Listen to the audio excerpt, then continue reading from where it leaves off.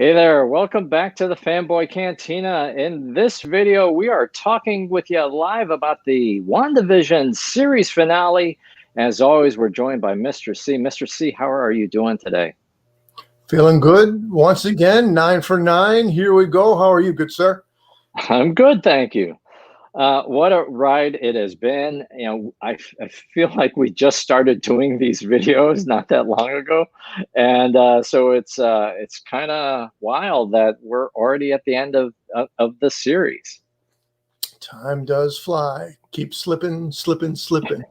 Yes, indeed it does. Indeed it does. So we're going to be very spoiler heavy here. And yeah, so we're talking about the series finale. If you have not seen the episode yet, might want to pause or stop, come back to us later, post in the comments. Would love to still chat. But yeah, you really should see the episode in its entirety. All right, so last warning, all spoilers all the time from here on out. Mr. C, let's start first with let's go in order. So just in terms of how we'll do this, I think we'll talk about episode 9 impressions, the overall series, and then this whole thing about expectation setting, and I think what we had even speculated and expected about the about the series, and whether we got that payoff or not. And then with if we have time, maybe to do this as quickly as we can of the finale highlights, if we haven't covered things already. And that would include the end credits and then talk about what's next. All right, so with that rambling, Mr. C, quick impressions about episode 9. I'm liking the episode as it stands. It was a good wrap up.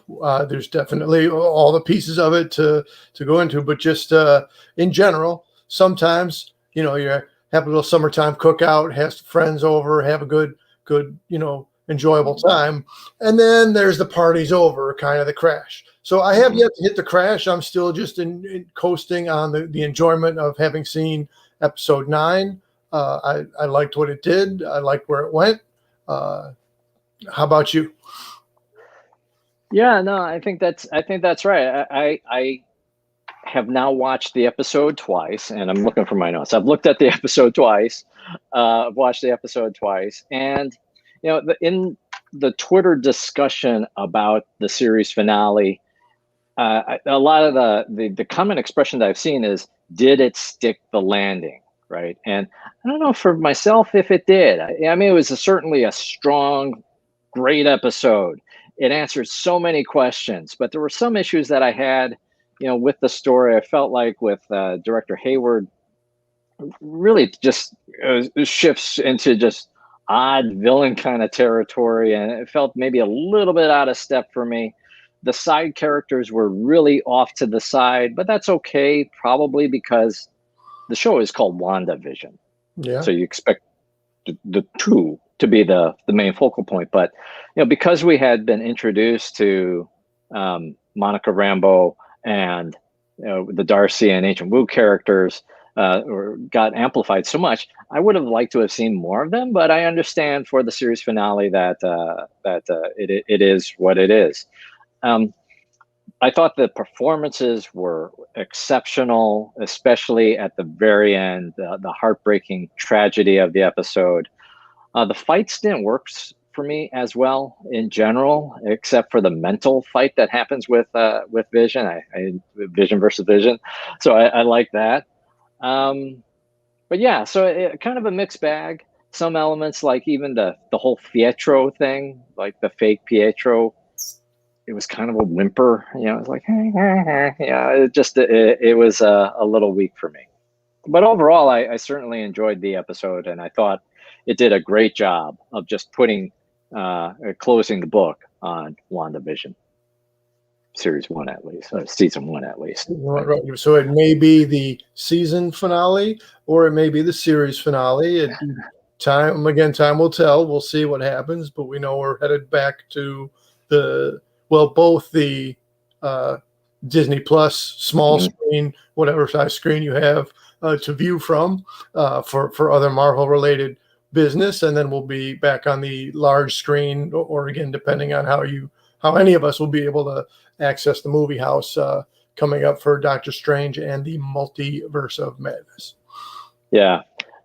Like with the finale, so I was on my feet at the end after the whole climactic fight has happened and they are going back to the house. I am on my feet and, like a few feet from the TV, because I kind of have a small TV at home. But I really enjoyed the episode, and actually, let's talk about the overall season, the overall series. I mean, they do call it the series finale in this episode, so one would assume this is it. But your impression of season 1 of WandaVision here? Well, again, as I was on board from the beginning, if it was their choice to just do something light and comedic and decade per episode or era per episode interpretive stuff, I was really good with the Dick Van Dyke and Bewitched hybridization. And then I was really good also with the Brady Bunch and Partridge Family tribute business and the Malcolm in the Middle. So for me, from start to finish, it was really engaging at the sitcom or the illusion level. And when it did its bridges or its push and its pulls from the comedy to the drama and from the sitcom to the seriousness, my time was well spent, and my time investment and my emotional investment for having participated in viewing the show for 9 episodes. I couldn't have done better. Yeah, I think this was extraordinarily ambitious and just exceptional writing in orchestrating this whole thing, the whole thing.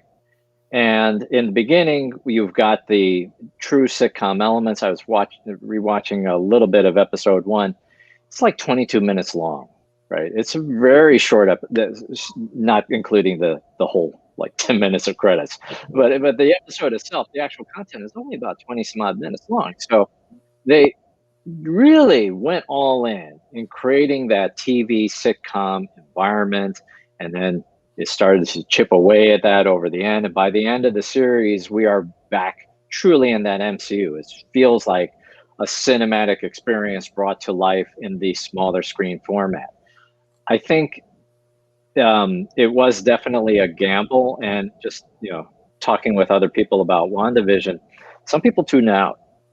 Some people just watched the first couple of episodes and decided that wasn't for them, and that was the risk, right? That was the risk that they took in this format, and it's a shame because people got to miss out on some truly extraordinary content. I thought it was great in that we got to see this lesson about grief, right? Who could have imagined it with this TV series that it would have gone that deep in exploring how people process feelings, process grief, process trauma, and then ideally move beyond it or move past it and forward. It truly profound to have something in a comic book superhero franchise, really, to include that kind of story. Go ahead. Let me say, I'm not smiling at the trauma. I'm smiling at I didn't see that coming. So again, whereas in the most recent, and as it stands now, the last release, the 4th of the Avengers movies, there was some screen time dedicated to highlight, to give a point of view and insight into Tony Stark's experience, and Thor also in a different way of how they were processing trauma. But what we saw through WandaVision was a definitely more in-depth, full, well-developed over time exploration of trauma, thereby creating, again, another interesting push and pull, as there is the sitcom facade, but then definitely something sitcoms aren't designed to do, except for those occasional very special episodes. But this definitely gave a full exploration into, again, this is a fictional circumstance, but what would be real world consequences and real world processing and experiences. So as well as all the different things that were included, all the genres or subgenres that got touched on, very impressive in both having all the puzzle pieces exist and then in the means by which the puzzle pieces were assembled, like Avengers. I agree. I think, and appreciate you bringing up the trauma as brought up by or as experienced by Thor and Tony Stark. Yeah, you get glimpses of it, but here it actually I think is more insightful in this experience, and just to dive into how people experience it and how they recover it, methods for how to process, and it humanizes it a lot. It makes it a lot more tangible than, well, Thor is sad, or something more flippant than that, right? Here, it really adds to our understanding of grief, or everybody's shared appreciation of grief and what people go through, but then also boosts up the Wanda Maximoff character, right? Because in the comics, it could be interpreted as like she was just upset, or she was sad, or she had this overreaction, and it could be framed in that way. But here, it's I think more human, more current, as a realization of the character.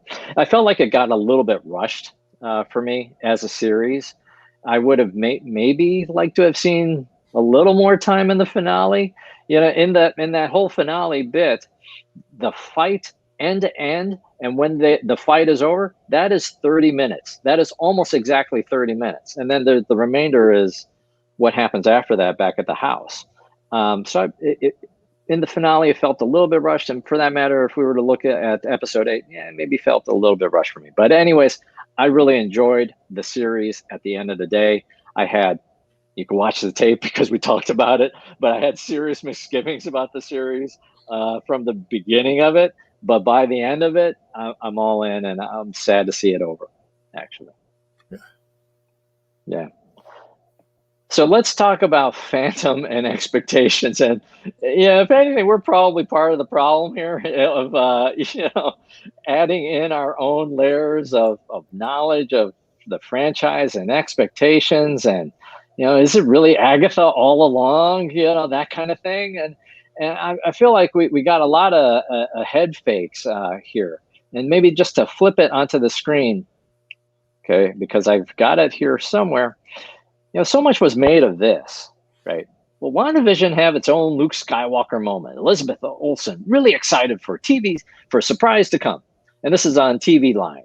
And this one article from one outlet was blown up everywhere, right? It went everywhere. And so there was so much expectations of this Luke Skywalker moment, a reference to The Mandalorian. And if you look at the actual quote of what she said, can't believe it hasn't leaked yet. The question was, has there been any casting that hasn't been leaked yet? And Olsen gave a quick yes. And though they're not to offer any specifics, she did share that I'm really excited. So all you got is, yes, I'm really excited. And then they added, the writer added, for viewers to see what or who is coming. So there's 4 words here from Elizabeth Olsen. And then that turned into this ginormous amount of speculation of a big Luke Skywalker moment. 4 words turned into this, it's going to be this thing. And so then the rest of the fandom gloms onto that, and then it turns into this bigger deal. And for that matter, there was this whole thing. Yeah, Paul Bettany teases mystery actor he's wanted to work with all of my life for WandaVision. And you read his quote, and of all the characters we've been trying to keep secret, a lot of them have got out through leaks. There is one character that has not been revealed. It's an actor I've longed to work with all of my life, We have some amazing scenes together, and the chemistry between us is, I think, extraordinary. It's just fireworks on the set. And, you know, it turns out that Paul Bettany, I looked it up, is the same age as you and I. Oh yeah. So it's total dad humor. We could categorize it as dad humor. We could categorize it as the British sense of humor, though I won't profess to be an expert on British sense of humor. But at any rate, this was a master class in trolling. This was conducting a seminar in haha gotcha. This was, I mean, and so, but so for those people who got upset by that 1-2 punch of the one article and the other article, the one set of quotes and his set of quotes together.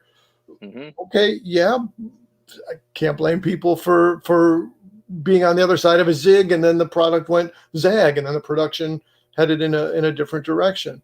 Right. Neither of us are prop comics, but I kind of wish I'd brought down an old school telephone. There's the old telephone game, or the whole misinterpretation, or the story changes, the mythology changes as it's passed along. The degree of extrapolation could not have been more. The reinterpretation, a lot of reinterpretation was inserted into the quote. So again, people are a little off-put, disoriented by that. I can see it. That wasn't my specific experience. I was on speculative contemplation just as much, and so my speculations didn't pan out, or what was allegedly promised didn't materialize. Okay, I still enjoyed again, my time and my energy put to watching were well paid off. Yeah, I agree. The expectation among the expectations were, or the speculation, let's call it speculations. Among the speculations were Al Pacino's going to appear. I read Vanity Fair wrote a piece. A devil-like character before, and Mephisto is a devil-like character. Exactly, and among the actors, marquee actors that are out there that have said that they would like to be in an MCU property. So they just sort of seemed to align, and Vanity Fair wrote a piece on that. I think it was common wisdom almost that surely Doctor Strange is going to show up, right? Because Multiverse of Madness, and it leads into Doctor Strange too. So, and he was in the end credits for Thor previously, so that would have been a consistent move. Hey, look, they got Robert Redford before, so that's pointing. The top named list keeps getting longer and longer of quality established actresses that they pull in. So, but on the other hand, if everything's all spoilered ahead of time and you know exactly what's coming, then that takes a lot of the enjoyment out of the experience, at least for me. So the fact that there was guesswork and speculation, enjoy that for what it is, or be along for that part of the ride, or block out all the extraneous noise and just view the show straight on its own. Exactly. Yeah. Because I had expected Doctor Strange to show up at some point in the thing, as the episode was rolling on, I was thinking to myself, oh, I hope it doesn't happen.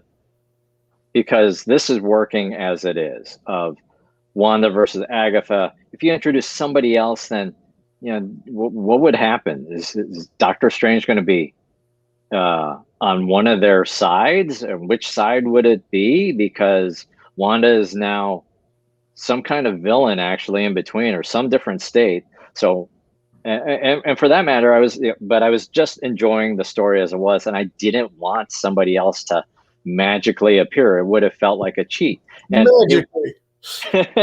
And it was truly exactly what was set forth. It was truly Agatha all along. There was not some other big bad. There was not some other guy behind the guy. It was exactly exactly as expected.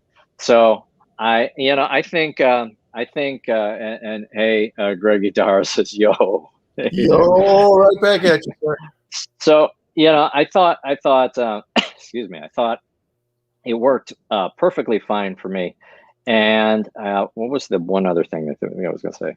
No, Tiana Paris was exactly right in her comments, where she was setting our expectations of it would be an epic and incredibly sad ending, and that is exactly what we got. That's exactly what we got. So, anything else that you want to say about fandom, expectation setting? And I do feel bad though for people who really expected X and received Y. You know, that's been true though for the MCU, like for the whole Civil War thing, or the, you know, I have been expecting Captain America to die for like 10 years or something, because you know that was like the whole Ed Brubaker comics were like my favorite Captain America comics. Yeah, That got me into this stuff. You were big on that run. I was huge into that. And so I've been waiting for that, and you know, it didn't pan out. But am I crying about it? No, I love this stuff. So, but I can understand for people, you know, neck deep into the comics, that this may not have been what they wanted. Yeah. Well, I'll just say, for the sake of ridiculousness, for the point of making a foolish point, that Elizabeth Olsen article, as I just noticed, the release date of that article was February 2. So we all know February 2 is Groundhog Day. So either the groundhog was going to see the shadow or not see the shadow. I think there's some implicit groundhog gameplay by the release date of the article. Either there was going to be a Skywalker level or there was not. And hypothetically, if I never knew that article or that talk, that chatter existed, been just as fine. It didn't affect my personal enjoyment of the episode by any measure. I agree. I completely agree with you. And I think now, if we can, let's hit on the finale highlights here, and we'll try to do this as quickly as we humanly can. And please, you know, coach me live here, Mr. C, as we go here. Keep all right. So we're not here for 2 hours or something. But the episode picks up right from how episode 8 ended. We're on the street. Agatha has got the kids in her grasp, and Wanda hurls her magic at Agatha, and that results in Wanda actually losing a little bit of her powers. And we now learn how Agatha works, that she absorbs the magic of other witches, of other powered people. And so Wanda immediately learns from that, hurls the car right at Agatha, chucks her into a building, and we get our Wizard of Oz moment with the 2 feet sticking out of the bottom of the car. Priceless. And again, to go from high action and then throw in not just comedy, but a referential bit of comedy, top writing, top of the game. Top notch, absolutely top notch. And then it flips to the White Vision, or Vision the White, shows up, grabs Wanda's head ever so gently on the side, and then proceeds to like try to do it a little. I'm squishing your head. Right, I guess right here. I'm squishing my head. So, and then the Vision that we know, which is actually now fake Vision, where Vision steps in, pounds the Vision the White into an inconveniently placed truck of some kind that blows up. And I think I got a couple of screenshots of that. And there's the boots. There's the boots. But then there's the exchange with Wanda and Vision, and Wanda says something like, you know, I can control this, I can manage this. And Vision second guesses, can you? And then Wanda says, Vision, this is our home. And then and then Vision says, well, let's fight for it. Ding, ding, ding. Vision rang the bell. So his comics outfit is more traditionally classically green, but he took it. That was his green light to go. This opponent is messing with his wife, with his team, and he swooped down out of the sky and stopped the whole Vision versus Vision battle. They're using the intangibility. They're phasing in and out of each other. They're using the laser out of the forehead. What an excellent sequence. So I got to give Bettany credit and props. It was some seriously good chemistry between white West Coast Vision and traditional cinematic looking Vision. Yep. Bettany did a fantastic job, and Elizabeth Olsen, fantastic job throughout. So that brings us then to Agent Wu being captured, and then the exchange with Hayward. Wu manages to scoop up the phone, and then Hayward reveals in this I thought kind of clunky amount of exposition his master plan, which is to kill off Wanda, steal the Vision or get Vision, and now be the hero. And I don't know, this whole sequence then for me didn't really work as well. It seemed very rushed, and for that matter, I've got an iPhone, and I can sometimes barely open my own phone. So how is Agent Wu gonna break into somebody else's stolen phone? I don't. Well, you see, Jimmy Woo. Let me tell you this about Jimmy Woo. He's been studying online and practicing with the hands, the digitation, the sleight of hand. So his finger dexterity is just off the charts now. This is Jimmy Woo, FBI agent. Handcuffs. Right. Handcuffs on Jimmy Woo. I'll show you some handcuffs. You can't defeat Jimmy Woo when his intent is true. Look at him go. That's what I have to say for that. That was beautiful. And so, again, had there been more minutes, had Jimmy Woo more screen time, as I said previously, I wouldn't have minded if Jimmy Woo threw the first punch at the director this time around. This guy's clearly, he's a D-list Zemo. He's so obsessed and with his objective that he's ready to go at all costs. Yeah. But his demise. I don't know. It didn't work for me that well, and it felt a little bit funky.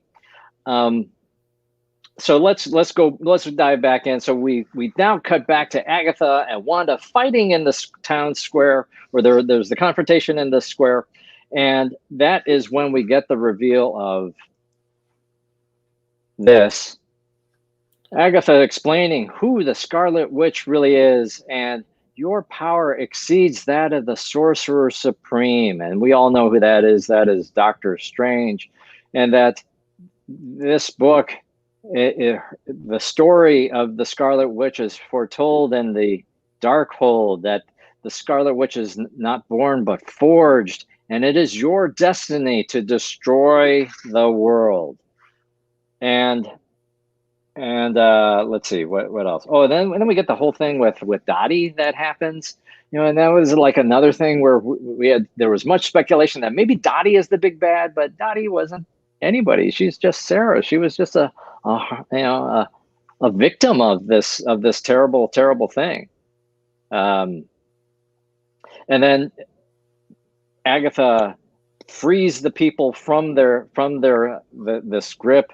And that's when Wanda actually unleashes some power. I'm going a little bit out of order here, but anything that you would say on this piece here, the interactions? I appreciate the text on the billboard, that Mother Nature, Mother Earth, that the powers. So that was another well done backdrop. And so you've got three simultaneous battles here. You have Vision versus Vision, Wanda versus Agatha, and then the third, or the supporting characters battle, was Monica versus fake Pietro, now known as Ralph.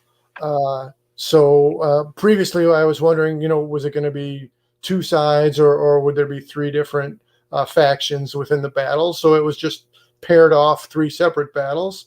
And again, Wanda utilizing her powers as they were first seen when she was putting a whammy, I'll just say for general terms, messing with the mind of Tony Stark, Iron Man. So now she applied that same maneuver to Agatha, and just then the back and forth, the as in a boxing match, a wrestling match, a sporting event, the ebb and the flow of the momentum, and who's got the upper hand and who's in the better position. So that same dynamic was replicated between, most specifically between Wanda and Agatha, but I'll say it happened across all three of the confrontations, and I was enjoying watching it unfold. Yeah, no, I agree. There was so much happening at different respective locations, different confrontations. I think I'm going to stay. I'm going to stay in this vein here of, with the people of Westview. So Wanda has a choice to free them, and she actually has an outburst, and then everybody is seemingly going to die. Everybody's choking. And then she frees them all, and it's really this terrible sequence where, if you won't let us go, just let us die, please. They can't sleep. They've been tormented by the nightmares that Wanda has, that she is, all of the town of Westview is seeing the grief and the pain. They are feeling it themselves. They've been feeling it for many, many days, and apparently not sleeping. Children are trapped in their bedrooms during this entire time. That's why you don't see kids the whole time, except for that Halloween episode. And Agatha reminds, heroes don't torture people, and that is what prompts the unleashing of her own power to free them. But before we go to that part, this whole thing, it's hard to recover from that. It's kind of like, to draw a Star Wars analogy, when Anakin Skywalker kills the younglings, you can't really recover from that, right? And in this case, it can't be that, well, one person was processing grief, so I'm going to torment a whole town of thousands. It's kind of hard to say sorry from that. Yeah. I think this is going to be a tough part for Wanda or Scarlet Witch to move ahead from. But yeah, I don't know. Thoughts on this? Where is she at? Yeah, go ahead. On the more serious side of trauma processing, and then it all again filters into mythology or storytelling or a character arc. Within the Star Wars comparison, well, Anakin Skywalker, sure, Lord Vader, spent not a good but a bad many years as an agent of destruction and fear ruling the galaxy, until he met his redemption through his son. So in a generally similar way here, the Vader was manipulated and was hurt. I had just watched a TED Talk recently in which the speaker, the presenter, was making the point that hurt people, those who have been hurt, then express their hurt, and so yes, those who are in their social circle or those who are around them are the unfortunate recipients of that. So as was the case for Vader, as is the case for Wanda now, it's definitely villainous behavior until the redemptive arc, and until the choice to start to follow different practices or make different life choices to stop being a hurt person, and then in turn to stop hurting other individuals. Yeah.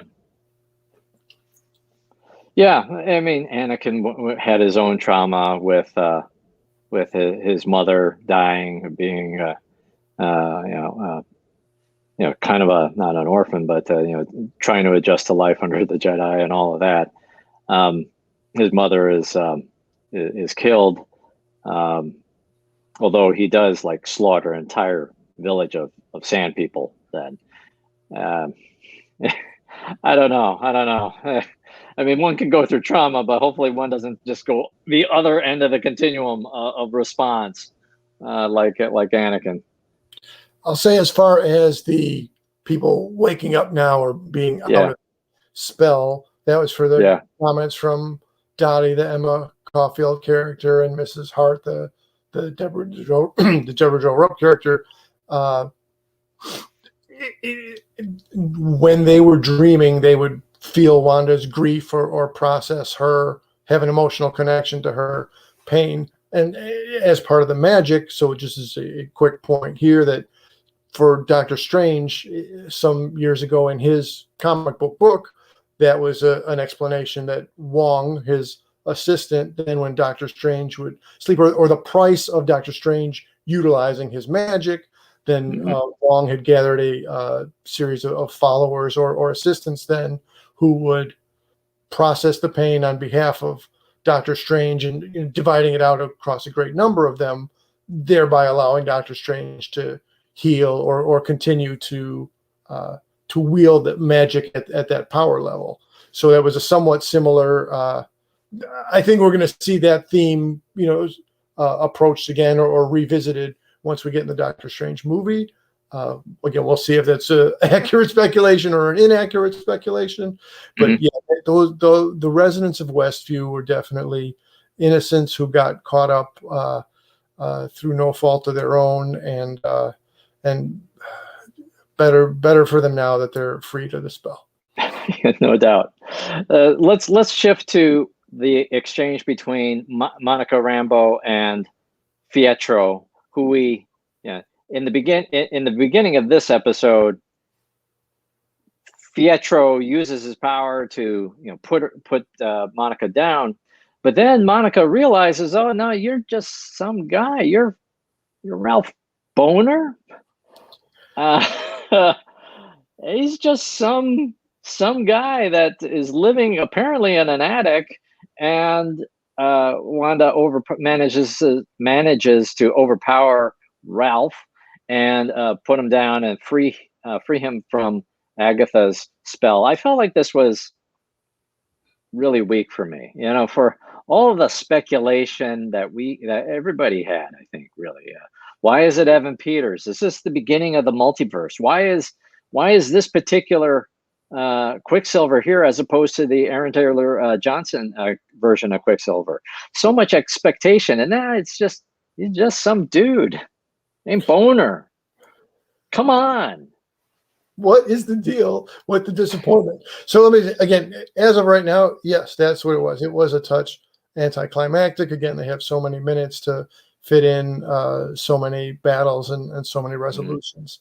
At least now we know that, or it was implied, to my interpretation, that Agatha made Ralph her husband through her own mind manipulation, through her own spell casting, because he happened to be right next door to Wanda and Vision's residence. So that allowed for her to be as close as she possibly could to achieve her objectives. So it was kind of quick, and yeah, so maybe they could have done more of them. Who knows? Maybe there is something down the road where he will be a multiverse Quicksilver, but as it stands right now, he's clearly not. The takedown, the wrestling 101 maneuvers that Monica both flipped him over her back and then popped off the beads that were his means to exercise control over him. Excellent battle skills. Top marks to Monica for her speed in her takedown and her creating the right opportunity. Yeah. Yeah, no, the fight was fine. I don't fully understand why, how it works, where Agatha was able to take some guy and give him Quicksilver powers. Like, I don't know how it works. I guess that's possible, but it seemed a little strange. So now let's flip back to the town square. Wanda has unleashed her powers to remove the hex, and there's then the realization that as she's doing that there's a trade-off, because now Vision is there, the kids are there, and they are disintegrating as the town of Westview's hex goes away. And so the choice is either to save Westview or to save your family. And then we get the Incredibles moment of the family together. And this is nothing that your mother and I prepared you for, but you were born for it. I enjoyed the sequence. Oh yeah, maybe let's shift ahead a little bit. And so the battle continues with Agatha and Wanda fighting, and then Vision and White Vision fighting as well, or Vision and White Vision fighting as well. The kids are left there. There's the antics, right? We get another Incredibles moment where the super speed kid steals all of the weapons and even the hat and sunglasses of one poor schmo, and then Director Hayward becomes even more villainous by shooting the kids. So total Anakin kind of moment. Okay, let's he's going to shoot the kids. I'm not liking the director at this No, point in time. maybe not a good guy. Maybe not a good guy. So Sunk to a new low. Monica steps forward and puts her body in front of the kids to stop the bullets. And and I think this is really powerful because Monica doesn't know her powers yet. She doesn't even know that she has powers. She's she's gone through the hex, and she knows she's molecularly changing, and her eyesight's kind of jacked up, from her arrival, and something's different, but she doesn't know that she can stop bullets. So this is truly the hero sacrifice of putting herself in the line of fire, literally. And thankfully she stops the bullets all but one, and so it's kind of that Deadpool moment where the knife goes across, Deadpool 2 moment, and then Neo stops by and stops that bullet. Oh no, wait, it's actually Billy. Billy is able to stop the bullet himself, and it falls to the ground, and Monica says, it's a cool trick. So yeah, I am frustrated a little bit still that Monica didn't get more time in this episode, because we spend time with her earlier in the series. But as a moment, that was cool. Oh, one last thing, and then I'll pivot back to you. So then Director Hayward goes even more nutso, jumps in the car, backs it up, and now he's going, because he needs a running start apparently to knock down the kids. So right. He goes in reverse. Got to build up some speed. Yeah, and then the clown car comes up, or the funnel cake car comes up, and then have fun in prison. So whereas shooting at the kids was a new low, right. Then he took his freshly set bar as a new low, even lower, to try to run them down. And then in a twist, boy, that he must have felt like that was a real low for him, for the funnel cake car to come and Darcy, who he had so readily dismissed earlier, was now bringing about the end of his agency. He had no move left after that. I felt a little robbed here. I felt a little bit robbed, or not me, but I felt like Monica was robbed, because when Monica appears, right, in the series, well, she wakes up in the hospital and all of that, but early on, she meets up with Director Hayward, and they are greeted seemingly as friends, as colleagues. And so, and then obviously a phrase during the series, but she's kind of robbed of that, being able to pop him in the face or something. And instead it's the clown car that stops. It's Dr. Lewis that stops. Right. So Darcy had to have a kind of a moment. Somebody had to have that. Yes. And then let's hope for, or speculate towards, based on the mid credits, what's coming for Monica in the future. I'd be highly surprised if that was her final scene. They're really doing the setup for her to either appear in Captain Marvel 2, or possibly have her own material. And again, trust in Feige. Looking forward to see how it shakes out. So let's talk about Vision versus Vision now. So earlier in this episode, there was the whole fight between Vision and Fission in the skies, and it's that physical fight. They take the fight into the library, and they duke it out there. But for me, the physical fights did not work as well for me. I mean, the phasing against phasing dimension is cool, but the mental fight here was most awesome. And here we harken back to this old thought experiment, the ship of Theseus, and the whole question of, if you have a boat, a historic boat, this historic ship of Theseus, and they are replacing the boards within it, is it still the same ship? Or if you were to take those planks from the boat, restore them, and build another ship, is that the ship of Theseus? And I had all of these Star Trek vibes, right? It's like the whole philosophical, the good of the one or the good of the many. I know in the Dan Murrell video about this, he actually picked out a specific Star Trek episode where Captain Kirk uses logic against the computer or something, which, that's not my ties into Matrix, also a very key, important, enjoyable staple of science fiction to go into philosophy, morality lessons, contemplations, what makes a thing what it is, what makes a human being a human being. And just tying it in just real briefly on the mythology side, an additional reference within this reference. So we're in a library having a philosophical battle or philosophical awakening.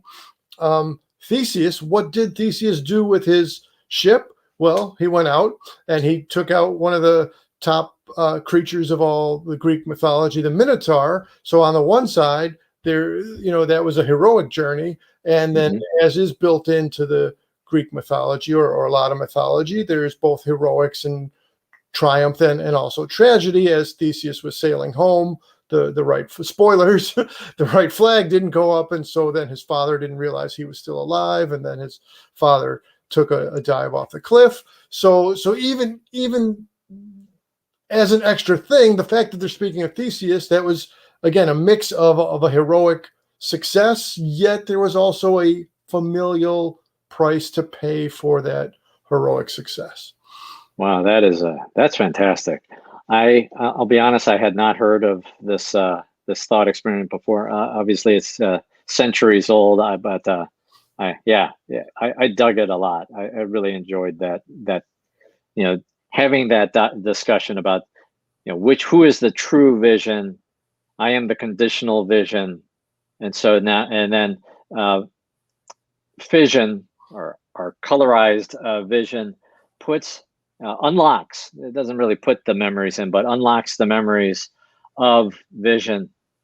And the little color in his forehead turns yellow for a moment. And, I think the colors really do matter throughout the MCU, because the yellow is the Mind Stone, the same stone that gave unlocked Wanda Maximoff's powers.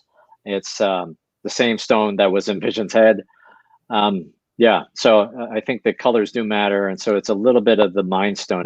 I feel like being infused, the elements of it being infused into this vision, or at least the essence of it.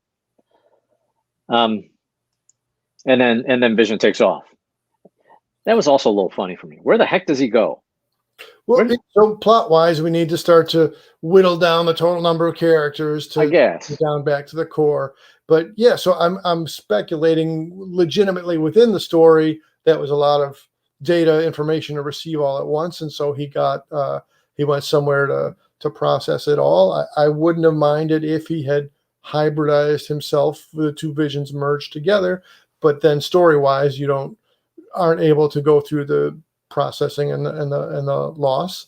So he's out there. He's a viable character that no doubt we'll see again somewhere, some way in the future of the Marvel Cinematic Universe.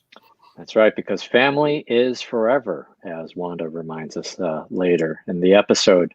So I'll just go through this sequence quickly. So there's the whole battle between Agatha and Wanda. It truly comes to a head. Wanda transports Agatha into this other dimension or other artificial reality where they're back in Salem, Massachusetts. There are the dead witches all around, but then so it seems like Wanda has the upper hand, but instead Agatha turns it around. The dead witches say that you are the Scarlet Witch and this is chaos magic. And then this crown appears upon Wanda. Wanda breaks free, and then there's the fight in the skies that happens. And with every blast of her powers, she is becoming more wasted away, just like the witches that died in the previous episode. And there is, oh no, that's a little bit earlier. Oh, I'm missing a screenshot.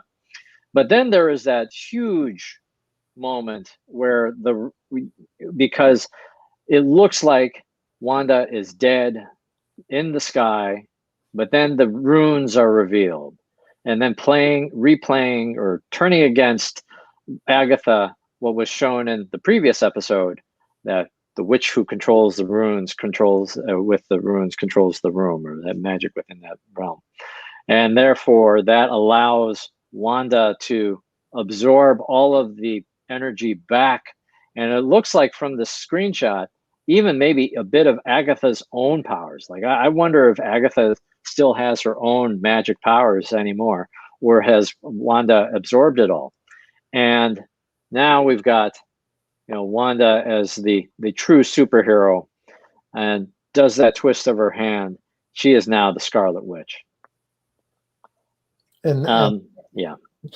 And there you have it. So maybe they were playing a little bit of cards back in Sokovia also as a youth, and because as a quick study, as a not revealing her hand, wow, she really got that together. And as always the case, as is so often the case, when the villain being Agatha, starts monologuing or narrating about how they're going to achieve their ultimate goal, explaining about the runes, then Wanda was a quick study on how to take advantage of that, and boy, oh boy, that was a key part of Agatha's demise. Yeah, to the point that Agatha is overpowered by Wanda. Wanda chooses to, or the Scarlet Witch chooses to trap Agatha in the town of Westview, and in this role of the nosy neighbor. And just superb acting here, where you can see the torment, right? You see the face representing the nosy neighbor, but in the eyes, the torment of Agatha being trapped in this body. And we also get the nod that, where Agatha says, you don't know what you've done. You don't know what you've unleashed, and you're going to need me. And Wanda says, well, I know where you are. So, yeah. That may well prove, I'm sure that will prove out to be true, that, Wanda is in uncharted waters, and as much of a quick study, as much as she's now going to study the Darkhold.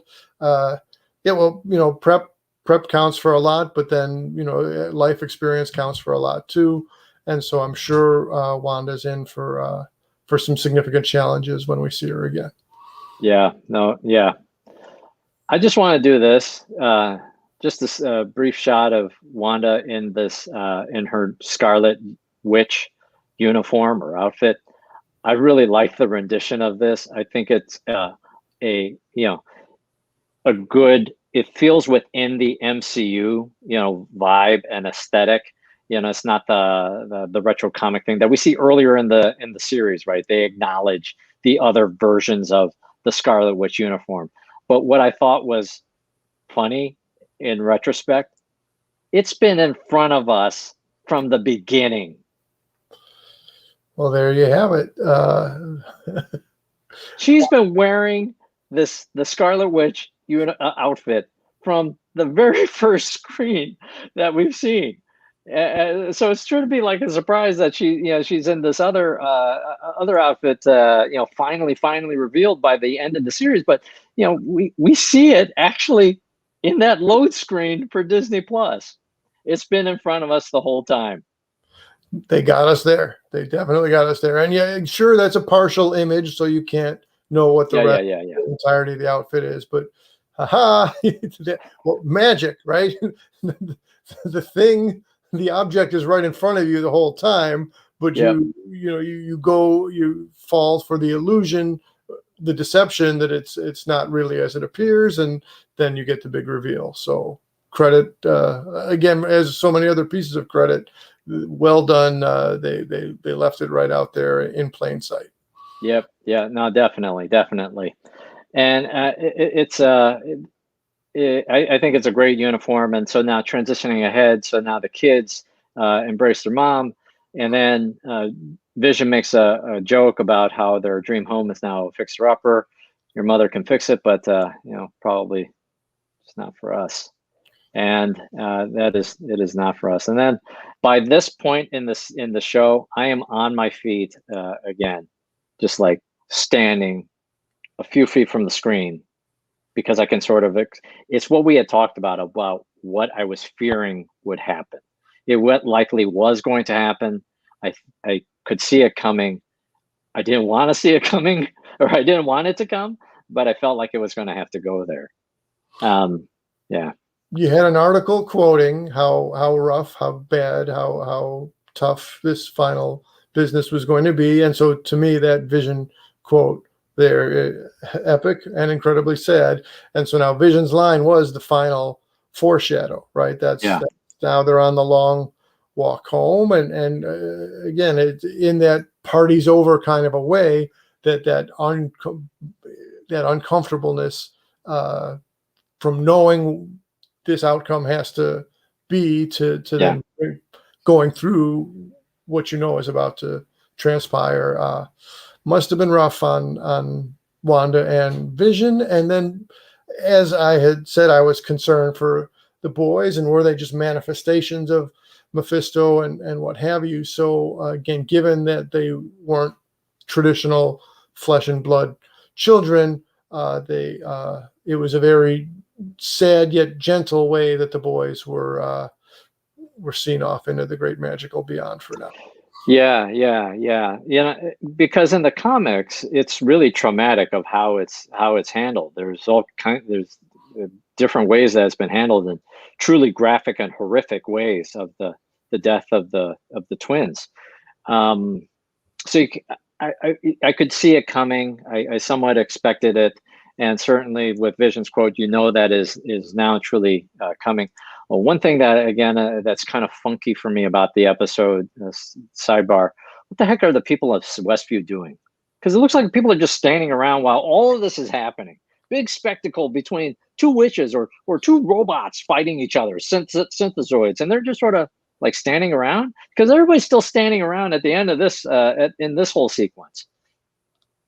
Really? I think we found maybe a little room for a revision or a rewrite there. Yeah, like in a more realistic circumstance, I think people would have headed for the hills, ran away. Maybe ran away. Normal human beings. Citizens of Westview, will you A, stand in the town square? B, will you run away? Run away would have been a valid selection. I mean, at what point would you not have run away? Would it have been the robots fighting each other? Two witches and shooting lasers at each other. Two witches hurling magic at each other. Big men with guns showing up and pointing them at kids. No, I'm gonna stand around and keep watching. No, it's gonna get good. Come on.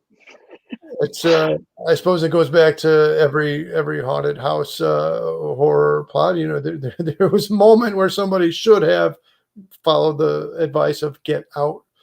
Maybe now's the time to leave. Yeah. All right. So the sequence now continues where the family goes on this long walk back to their home, and it's a tender moment of putting the twins to bed. And Wanda says in this exchange, family is forever. We could never truly leave each other, even if we tried. It's a profoundly tender moment. And Vision says, big day to the kids, and it's profoundly sad. That leads us to this moment. This is the actual still image of Vision and Wanda at the door, and Wanda says at the end, thanks for choosing me to be your mom. I think there's a couple of ways to look at this, and I want to get back to another point too. But I think there's a couple of ways. When I first watched it, I thought it was an odd thing to say, because she is the mom. So did it mean that the twin, just trying to dive into a rabbit hole here, did it mean that the kids somehow chose Wanda? Was there something there? But no, I think it's more parental. I think it's just more parental. If you look back to, Guardians of the Galaxy 2, the whole Yandu, exchange, he may have been your father, but he wasn't your daddy, that thing. So the notion of what it truly means to be a parent, that it comes up in Guardians of the Galaxy 2. It comes up elsewhere in the MCU as well, obviously. But it's that interesting contrast, right, between what it means to be a dad and what it means to be a mom. I think that's what's actually happening in this quote. Not to contradict myself from a minute ago, where I just said there was the final foreshadowing, but so right. I would say this was a future material related foreshadowing.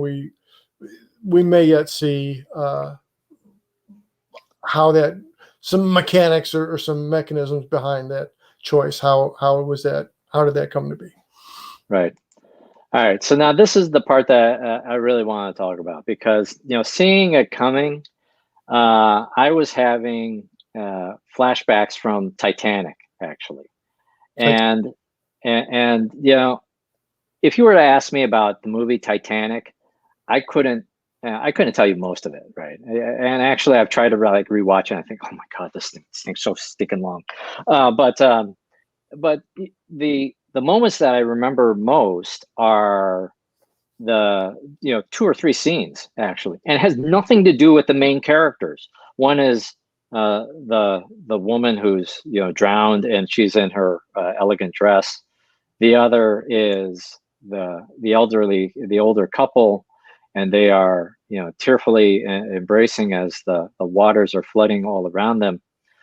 And then there's this one, and this one kicks me in the stomach every freaking time. Actually, before talking about that, this is actually a true story, where apparently in the deleted scenes, these 2 characters are based on I think he is a former congressman and used to be one of the founders of Macy's or something like that. And the wife gets into the lifeboat and then sees that the husband is not going to get in, because he says he's not going to get in until all the women and children are safe. And so she gets out, and then they die. But then so it's the 2 of them, because of their empathy, die tragically. But then this is a death that is horrible, that they die because of the inequities of just being impoverished, and they are trapped in the bellies of the Titanic, and they are doomed to die. And in the final moments, the mother has to make a choice about what are the final moments going to be of her kids, and the final moments are going to be telling of an Irish fable, and their last moments are one of peace. I'm actually going to get a little emotional here, and it really kicks me in the gut seeing this one. Also, odd fact of reading up on this. The actress is the same person who is Vasquez in Aliens, and also the mom in Terminator 2. So James Cameron bringing this actress, and I'm sorry that I don't remember the actress's name, but the same actress is in 3 of these major pieces of James Cameron's film career. But oh man, this like kicked me in the gut. Seeing this play out. So I don't know if I don't have actually a comment, but seeing this whole sequence with the kids was just a tremendous gut punch for me. Well, hey, yeah, at different ages, different material affects us in different ways. Mm-hmm. But yeah, the visual right there, it's a strong single bed versus split twin beds there. That's right. Highly similar to Billy and Tommy, because that's it. Better that they didn't disintegrate or break apart into little bits. Right. But yeah, this is the end. They're gone for now. Yeah. No. Yeah. I mean, you and I are both parents, right? So it lands on us differently, and I think it affects how you interpret these things. Like even like Return of the Jedi. When you're a kid, you're Luke, right? You see yourself in Luke. And then as you get older, you see yourself as Darth Vader a bit, maybe, and it's like, dude, save your skin, man. You have to. Yeah. So it lands differently. All right, I need to move us on. So All right. so then we have the tender moment between Vision and Wanda. You know, Wanda turning off the lights, Vision turning them back on. Well, Vision asking Wanda, you know, with such little time left, you got to tell me who I am. And you are wires, you are blood, you are bone, you are set, you are my hope, my sadness, and mostly my love. And that prompts this moment that you know, I think many of us have been waiting for. You and I had even talked about it. Yeah. There's nothing probably more iconic in the comics than this, that even an android can cry. Top tier iconic moment, and how well they reinterpreted and reintegrated it into the most tender of all moments of the WandaVision series, and arguably of the Marvel Cinematic Universe. Yeah. Yeah, just a profoundly powerful sequence. They had a little bit of their, you know, a little bit of a goodbye, if it were, as it were. Wanda got to relive her life with Vision in the previous episode, and but here it reaches a climax, and Vision in his final words says, you know, I feel like we'll paraphrase, but we've said goodbye so many times before, so it stands to reason that, and Wanda finishes it, that we'll say hello again. Really powerful, really sad, and she is left alone in that vacant lot. I'm just going to move us ahead to the final bits, because Wanda leaves her rental car behind. So she's not getting that deposit back, I don't think. I assume it's a rental. Hertz is going to be pissed. So she takes a long walk back to the town square, and Wanda and Monica have that exchange between them of Monica says they'll never know what you sacrifice for them, and you know, Wanda acknowledges, well, yeah, they won't care, and she does say, yeah, I'm sorry. I do think apologies do matter, right? To acknowledge something, but she did put, again, as we've already said, thousands of people through tremendous torture, mental torture for days on end. So I worry a little bit of this perception that there was a sacrifice. Really, it was a whole thing that Wanda imposed or inflicted on the town of Westview. So I don't think of it as necessarily a sacrifice. You know, she did go through her grief. She did go through her trauma. No doubt she did play a large role in saving the universe and beating Thanos and Endgame. But in this particular context, yeah, I don't know if she gets off scot-free. I don't think there's a price to be paid, to be atoned for. This is villain territory, for sure. So, and again, good question. How will that atonement present or manifest itself? Yeah, I've got to think in Doctor Strange sequel, Multiverse of Madness, we'll see that bear fruition. You know, what's Monica supposed to tell her? Hey, hey, look at what you did! You messed up. No. Yeah, that wouldn't really lend towards a healing moment. And so, yeah, so maybe Monica's got maybe Wanda's got some dues to pay, or some atonement to settle up for the bill will come due, to borrow some Doctor Strange terminology. And yeah, so stay tuned and let's see how that goes. Right. So that gets us to the two end credit scenes that we get. We get one mid-credit scene and one or our first truly end credit scene. So with the first mid-credit, with the first end credit, it's Agent Wu in command, got the FBI, rustled up the bad guys, or at least Director Hayward. There's the escort to the theater that happens. Darcy Lewis has disappeared. You know, feels like debriefs are not her thing. And the agent there in the theater reveals that she is a Skrull, and a friend of your mother's has heard that you've been grounded. and then points up to the sky. It's clearly a he. It's the scroll says he saw that you got grounded. No doubt that's Nick Fury because of what we saw earlier in Captain Marvel. So no doubt that sets up for Captain Marvel 2 and the payoff of what we saw at the end of Captain Marvel. Yeah. Well, and they gave it just that right amount of pause time, so they only have so much time to invoke a mid-credit. Oh, yeah, let's step into the theater so we can, make this conversation happen. And you see, you're walking from the back row to the front row. And just, not too many people have had that experience recently, but in general, most people have had that experience of walking down the aisle in the movie theater. And then it's like, well, so they just give you a couple little seconds of what's really going on. Is Monica about to get clunked on the head in some kind of a way? So well done for a mid-credit. And then with the true end credit scene, I don't know why I kept watching, but I did keep watching. And so I had it rolling on the end. I'm like processing my emotions. I'm still a mental wreck from the death of Tommy and Billy and Vision.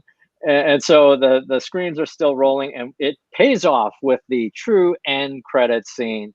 Wanda in some really beautiful cabin out somewhere, and she has her tea, but then in the back room, she is digesting the Darkhold, and then hears a voice, "Mom, help!" And she, with a wisp of red there, that is the end of the series. And I was originally a little bit confused about what the heck is going on here, I posted on Twitter about what was this, but it actually is the same kind of thing that Stephen Strange does in Doctor Strange to learn and read and get all of these magical pieces. So thoughts and reactions on this? As the pan in zoom in was going, is she back in Sokovia now? There's a mountain in the background. Right. That the Marvel Comics Wungador Mountain. I think I'm saying that right. I don't know if I for sure haven't said it out loud during a YouTube conversation before. The mountain. So as there are historical ties to Quicksilver and Scarlet Witch and other Marvel characters from that mountain. Oh, thanks, Greg. We're a big fan of you too, pal. So that just opened up. I was having all these, what is this? What am I looking at? Quick on the spot speculations, and then we get to the astral projecting, which again, the serenity, the calmness, the drinking of tea. You can make it comparable even to Thanos at the end, just kind of sitting around, living a more simple life off of the battlefield. Mm-hmm. So there's again a quick few seconds or minutes there. All these things are going through my head, and then the astral projection. Then you hear the voice. So there's your cliffhanger. There's your hook. There's your most immediate hook into the Doctor Strange movie. Well, we want little Billy and little Tommy to be okay in some kind of a way. So what do they need help, and what is the next challenge to be faced? Let's peel the pages off the calendar until we get there. Yeah. I am glad, definitely glad for the end credits that happened here. And it now just gave the springboard for taking us to Captain Marvel 2, to getting us into Doctor Strange 2. Mr. Jay Washington commented on his own podcast thing the other day that it is unfortunate as a result of the COVID pandemic that now things are a little bit out of order. So it's going to be a long time before we see the multiverse of madness pay off. We're like a year out. It would have been nice to shorten the time. No doubt the MCU will figure it out and make sure that we got a nice transition into it. But yeah, I want more of this universe. Right now, you got me this close, so let's carry it home. Then we may have a bit of a wait ahead of us. And I think that gets us to what's next. Although, let me just pop it onto the screen here. The comment is, was a positive vote for your new YouTube set because previously you were in a garage or something. So yeah. I do miss the warmer weather garage studio, but but yeah, it's this is the current environment for the live streams, most definitely. Yeah, I did buy for myself a backdrop because of the whole lighting thing that we had problems with earlier. But now I'm using this standing desk thing, so I think it's not as bad. So this would probably be my normal place to be. But yeah, thank goodness we got you out of the garage. Much better setup. So I think so. Wow, we're super. You called it. You called it, brother, about timing. We're an hour and 15 here, so let's try to wrap it up. But just what's next? Although I think we've talked about it, about the springboard to other things. There are dangling questions out there. I think Agent Wu even brought it up of like the missing person. We forgot who that is. The whole reason why he was there, we didn't get the payoff for that. So I think there's like dangling bits from it.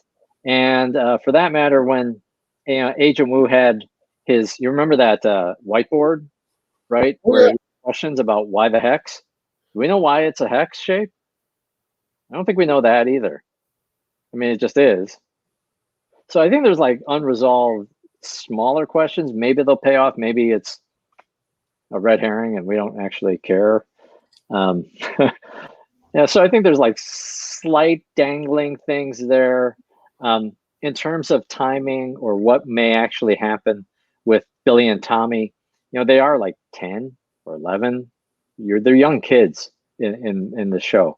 And so if we're setting up for the Young Avengers, it's going to be weird having like these 10-year-olds with, I don't know how old Haley Steinfeld is, but, or for that matter, Monica Rambeau. There's good obvious age difference. You can't have, I guess you're going to have little kids running around as members of the Young Avengers, but it seems a little bit funny. So I would expect they're going to age up in some fashion. I don't know if we're going to see these child actors anymore. Right. So that's a good question. Will we see these very same child actors, 2 to 3 to 4 years older than they are now when filming gets set up and gets running? Are we going to have a Stranger Things actors kind of experience where they'll only be the age they are for so long before they look like they're visibly older and from their preteens into their later teens? So yeah, we got the what was going on with the missing person. Agnes's rabbit, was that a familiar animal? Oh, yeah. Generate the witchy powers. There's still some questions may or may not be answered, and again, we can continue. Good, they gave us something to speculate on between now and the next time we get a release of material. Yeah, the writer of WandaVision had signaled us ahead of time that for all the fan theories that a lot of people are going to probably be disappointed. So among our expectations were maybe this is how we get mutants, right? We talked about that. Maybe that this will be the flip instead of the House of M thing where it's no more mutants, that Wanda will call for mutants to appear. That didn't happen. The whole thing about we talked about the rabbit, as you just did. That was, I guess it was just a rabbit. There's nothing else to learn there. Yeah, so maybe a few dangling pieces from the series for us to maybe get paid off, or maybe it's just at a happy conclusion. Maybe that's just the end. Yeah. So anything else that we should cover before we call it a wrap on WandaVision? Let's take our cue from the chief of Itahara Design Studios. Let's put the car back in the garage and turn the ignition. This has been for me, a real good 9-episode series, and I've enjoyed both viewing the show and having the conversation here on the Fanboy Cantina channel. So hey, it's been great, and let's see what's next.